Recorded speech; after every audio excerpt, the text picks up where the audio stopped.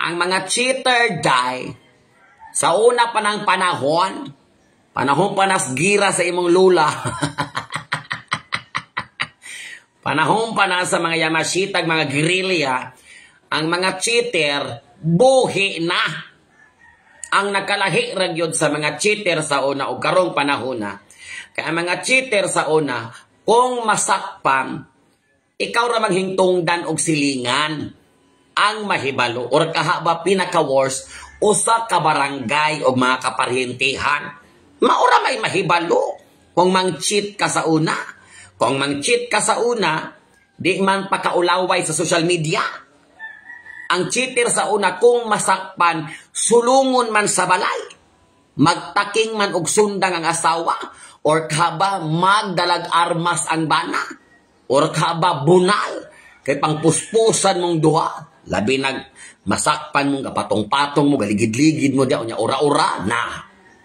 Kadubunalan dyan mo dos-por-dos. Kaya kay lahi naman ang mang-cheat karon. Social naman. Kaya usa ni mo mapasakitan, imo pa mang yaw-yawan. Usa ni mo mabunalan, imo pa mang i-post tanan sa social media. So mahibalaan sa tibuok kalibutan. Muna'y nakalahira sa mga cheater sa una o karong panahon na. Tungod sa social media, mas daghan ang nahibalaan o nailhan nga mga cheater daay sila.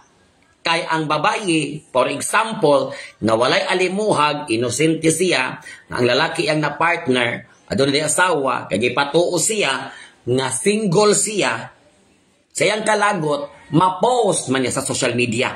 Sa panahon ninyo, sa unang mga 80s, kung sa inyo i-post nga maglagot mo, telegrama man ang inyo. Mo send ka, lagot ko ni mo kay nang cheat ka sa ako pagkahuman, replyan ka, mga tulo ka simana. Ego pong naayo imong gibati, nasulbad na ang problema. Karon, i-PM ra ka. Send na dayon, buang ka, nang cheat de ka sa kuha. Dapat mga ebidensya. Katopong nang cheat, gi-screenshot po, gi-post, kabasa tatanan, mo po na nakalahi. Karong panahon na, di gud maayo ikumpiyansa.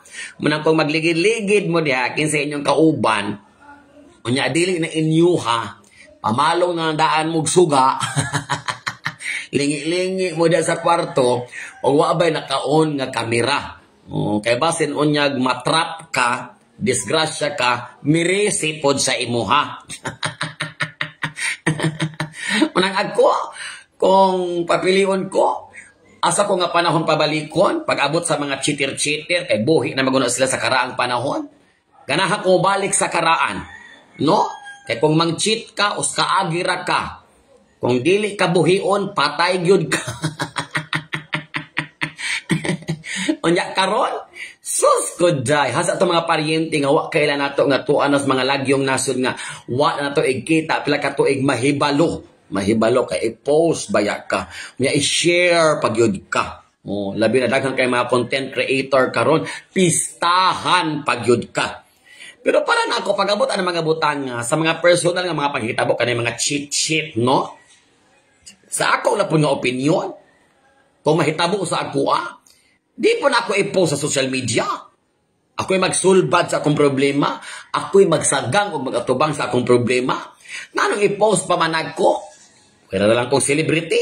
Miss kang galing celebrity pag kag-ilado ka. Nanong ako mag-iladlad sa social media ang tanan akong problema? Nga ang kamatuuran, ang uban anak nila, may pakialam sa imuha. Kaya halos man tanan, except sa mga tapulan, naningkamot man makakwarta, focus man sa mga trabaho nila. Pero, mo naman ay trending karon, kung ano na yung mga issue ngayon para makabinipisyo ang tanan, i-post sa social media para sadya. Mauna din. Muna ako, ganahan ako sa unang panahon. Kaya doon ay cheat. Basta kay, kung dili panaon, basta. Di kalibang uskasimana.